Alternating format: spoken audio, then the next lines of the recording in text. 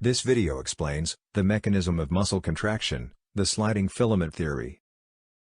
Mechanism of muscle contraction. Muscle contraction is the result of the sliding of actin and myosin filaments over each other. Sliding filament model was proposed by Andrew and Hugh Huxley.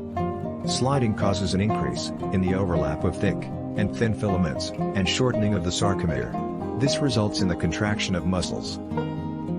Let us see how the mechanism operates in detail. Brain or spinal cord, CNS, transmits a signal through motor neurons for the initiation of muscle contraction. The neural signal causes the release of the neurotransmitter, acetylcholine, at the synaptic cleft of the neuromuscular junction. Acetylcholine binds to receptors present on the muscle fiber and causes depolarization of sarcolemma.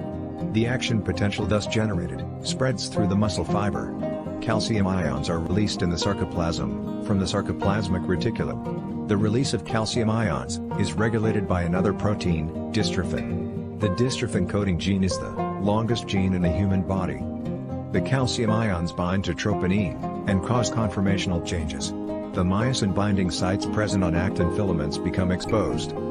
Myosin head also contains a binding site for ATP, where ATP binds. ATP hydrolysis takes place by ATPase activity of the myosin head. De-energized myosin head, or cocked, binds to the active binding sites on actin, forming a cross bridge. The attachment is followed by the release of phosphate from the myosin head, triggering the power stroke. Myosin filaments bend and pull actin filaments towards the center of the sarcomere, causing shortening of the sarcomere and muscle. ADP is released in the process. The detachment of myosin head is also driven by ATP. In the presence of sufficient calcium ions, the process repeats again and again.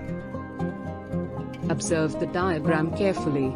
See the attachment of ATP, its hydrolysis and pulling of actin filaments towards each other, and the cross arm become in detached condition. This followed again ATP binding and pulling actin filament. This process will repeat again and again. After the muscle contact maximum, it remain in relaxed condition. Let us see how it happening. Once the neural signal ceases, acetylcholinesterase inactivates acetylcholine in the synaptic cleft. Muscle fibers come to a resting state. Calcium ions are pumped back into the sarcoplasmic reticulum. In the absence of calcium ions, the troponin-tropomyosin complex again covers the myosin binding sites on actin filaments. Z-line of sarcomere returns to its original position, and muscles become relaxed. After many contraction and relaxation, the muscle become fatigued. Let us see how it happening. Muscle contraction is powered by ATP. Muscle fibers get ATP from the storage of creatine phosphate and glycogen. Under normal conditions, the glycogen is converted to glucose, which further releases ATP in cellular respiration. In the case of strenuous exercise, muscles require high amounts of energy. The body could not supplement the oxygen demand, and glucose is broken down anaerobically. This results in the accumulation of lactic acid, the lactic acid causing muscle fatigue. Rigor mortis, and types of muscle based on myoglobin content. Rigor mortis, the temporary stiffening of muscles after death, is caused due to depletion of ATP as the cellular respiration ceases. ATP is required for the detachment of myosin head. In absence of ATP, the cross bridges remain intact in the muscles, which were in the process of contraction.